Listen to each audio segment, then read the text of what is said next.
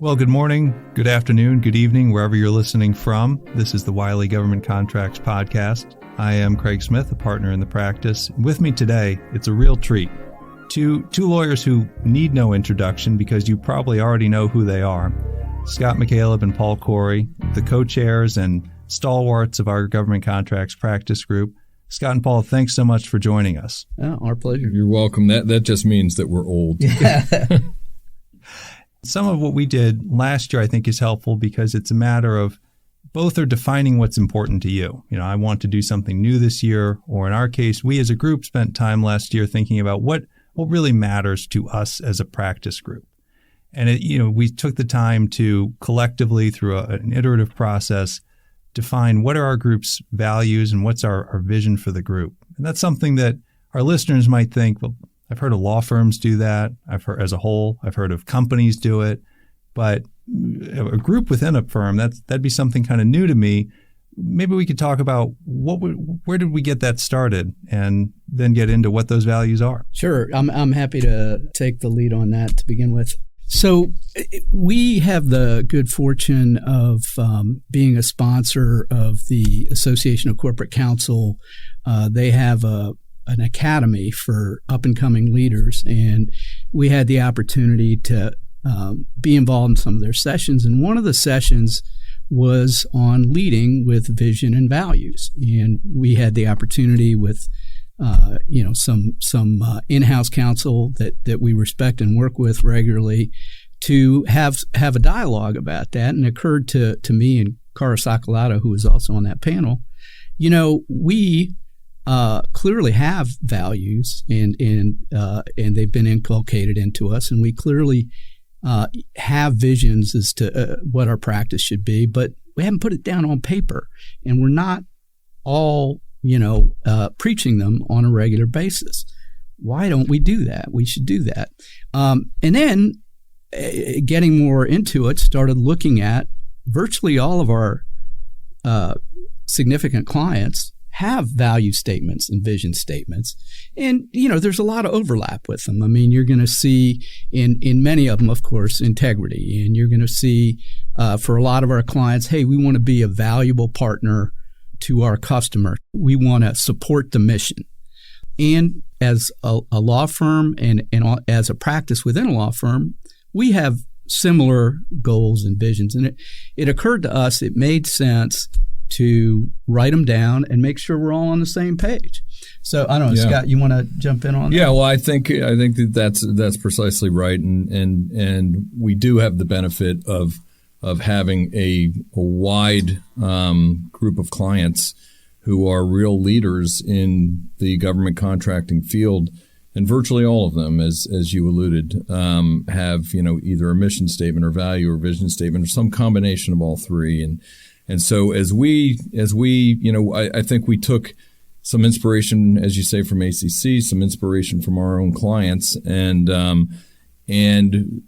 as far as I know, we're really the first practice group in the firm to really do this. And I think what we wanted to do is identify and reduce to writing what's important to us as a group. Who do we want to be as a government contracts practice, and how do we achieve, what we want to be? And so that's where we started. We started with really kind of a vision. What was our vision? And we followed really the KISS principle. Let's keep it simple. Yeah. And one of the things that we try and do as lawyers in the government contracting field is keep things, short, understandable. And so that's what we did. And so we started with, our vision and ended up, talking about what that vision is, and then how do we, what are the values that are going to allow us to implement that vision of what we think this practice is going to be. I think that's right. And our listeners at home don't have the sheets that are in front of us, so maybe we can share with them what the vision statement came out of it. And I think one thing, Scott, you hit on is the simplicity means some things, not everything can fit in, because at some point it starts to become overstuffed. And I agree. I think we really worked hard to hone in over a number of months on what's the final, briefest, concisest explanation of who we are. Yeah, and that was important to us. And so, the process, it was a sausage making process like any other. It was. And it was, and we collected the views and values and visions of everyone in the group at all levels, and then began to see patterns, and ultimately through your good work, Craig, along with Cara and Eric Leonard and others, really were able to kind of synthesize this. So we started out, with the vision, and the vision, we're in a professional setting. We are professional. This is our profession. And so we set the vision, and the vision that we ultimately agreed on is that we want to continue to set the bar for quality and effectiveness of government contracts practices. We want to be a leader. We want to be the leader in government contracts. And so that's the vision.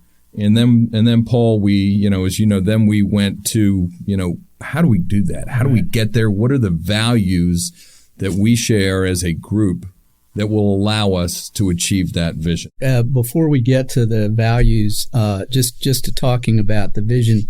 So, Scott and I, as you referred to, been here a long time. I started here in 1986, so I'm on my 37th year. Scott's, I think, 1997, so yep. On your 26th year. And the leader of the practice at the time I started was Rand Allen, and he had a vision, and it was pretty clear. It wasn't written down, but it was pretty clear. He wanted to create one of the go-to contract practices in the world, and that was his vision. And he wanted to be the firm where you could tell the board, "Hey, we got Wiley on it," and they'd say, "Okay, good, we're fine." And to his credit, I think he accomplished that, and we are the beneficiaries of that. But so our vision had to be something different. Your visions have to consistently be aspirational and going beyond that, and that's how we came up with continuing to set the bar. It's a very dynamic field, and you can't be resting on your laurels. You got to constantly be looking to continue to excel and innovate. And so in that spirit, I think, Craig, as you know all too well, as really the person who continued to shepherd this process along, keeping it simple, we really arrived at 5 core values. And those values are excellence, they're candor, they're ethics and integrity, they're inclusivity and collegiality. And we had, for each of those values, we had literally a one-sentence explanation that really kind of synthesizes and simplifies what we mean and what we are trying to achieve in each of those. And I think that the end result and the end product is one that I think that we're proud of, and that we think is going to really serve as our North Star as we move forward this year and into the decades ahead. And one of the things that I remember from the panel we did that stuck with me is one of the benefits of writing it down is that when you face the next problem, it's easy to say, "Oh, well, are we going to disclose X?" Well, ethics and integrity, that's one of our values. We have to disclose X, Hey, there's some bad news we have to tell our client. Well, of course, you got to be candid with your client about those things, and so writing it down makes the decisions easier because we've already all agreed on what matters to us.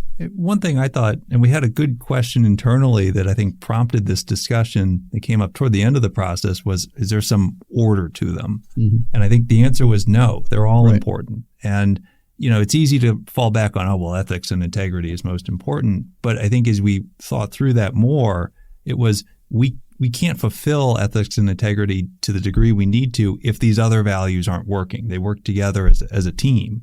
And I thought that was something that really stood out to me. And I'm so glad that as part of this iterative process, that question came up at the end. Yeah. Craig, it's such an important point, and each of the core values has an equal seat at the table, and for the reasons that you suggest. So if you look, for example, at excellence, well, you can't achieve excellence if you aren't responsive. And what we've said for candor, for example, is that we're responsive and transparent. That means we're responsive to each other. We're responsive to our clients. We're transparent with them. You can't achieve excellence without being responsive and being transparent. You can't achieve excellence without fulfilling our definition of ethics and integrity, which is we have an unyielding commitment to always do things the right way.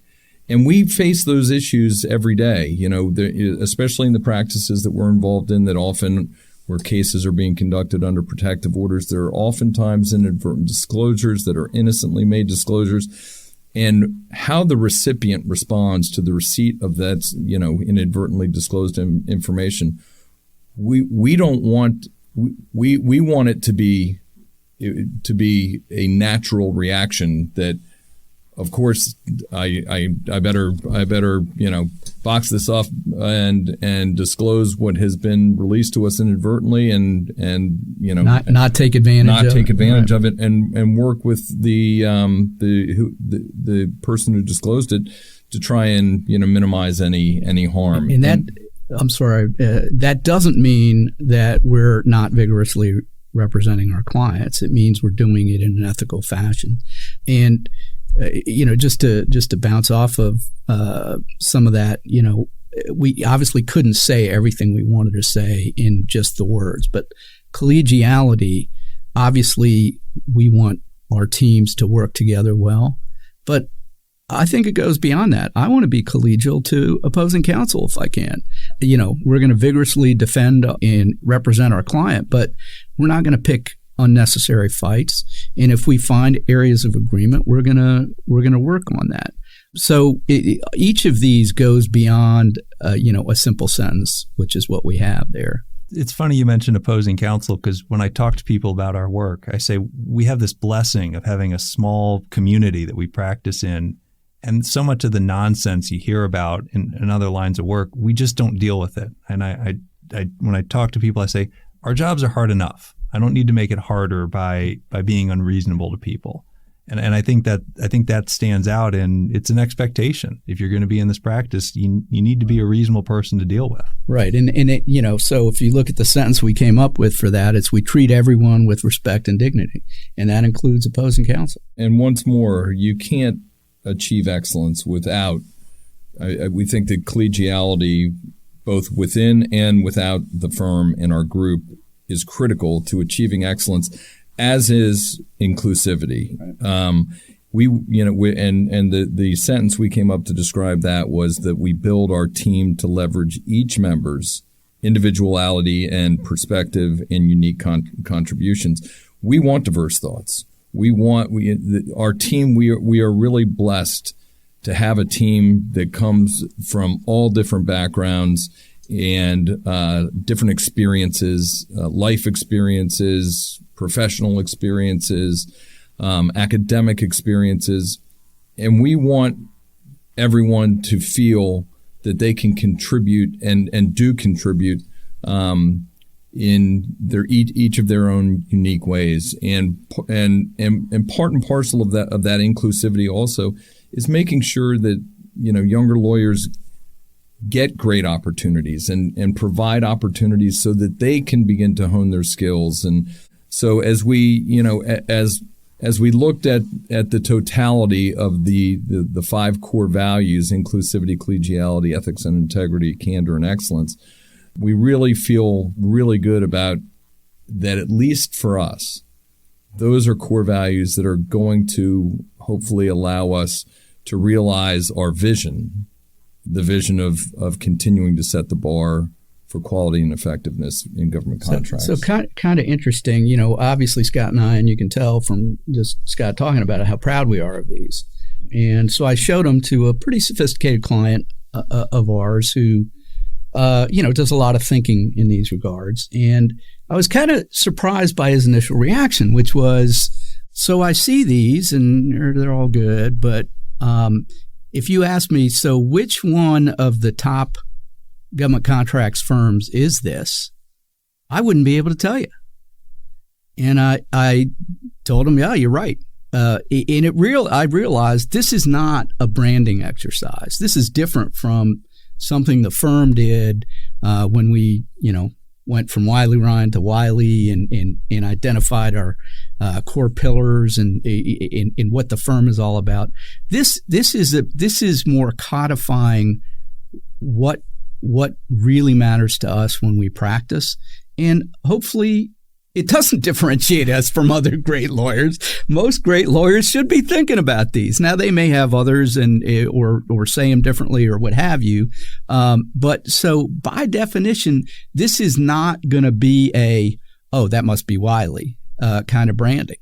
Well, there's that. And these are also intended, as the three of us know, these are intended to be, pillars and a compass for us to follow, throughout the year. And so one of the ways that, we're rolling that out is through our vision and values moment, for example, at our biweekly group meetings. And, we had a great example of that this morning where Tracy Howard talked about a case she had been involved in and how counsel had reacted to a potential protective order violation and how we reacted and how we would have and should have reacted had we been on the other side of the issue. And so, again, to your point, Paul, it's not necessarily a branding exercise. It's not a branding exercise at all. Right. It's really knowing who we are and trying to achieve our aspiration of being, a leader in the government contracting space and how we're going to get there. Yeah. And, this whole sort of vision and values moment, I had a client who I've really admired the ethics program they put together. And in every single internal meeting they have what they call a compliance corner, which is, a couple minutes on a compliance issue. And so now in all of our group meetings, we've got this vision and values minute, and we're, thanks to your leadership, Craig, tasking different folks with, reporting on each of these, and it keeps it front and center. And again, you have advised us that you've talked to people who said, if it feels like you're doing it just a little too much, you're probably doing it just the right amount. And if everyone's doing it, I think that's a good thing for the community as a whole. And ultimately, it redounds to our clients' benefit if everyone's doing things the right way. I think it's something to look forward to as we continue to roll this out and find new ways to integrate it into our practice. And so, Paul and Scott, I want to thank you again for the time, and look forward to having you back on the program at some point in the future. Our pleasure. Thanks so much, Craig.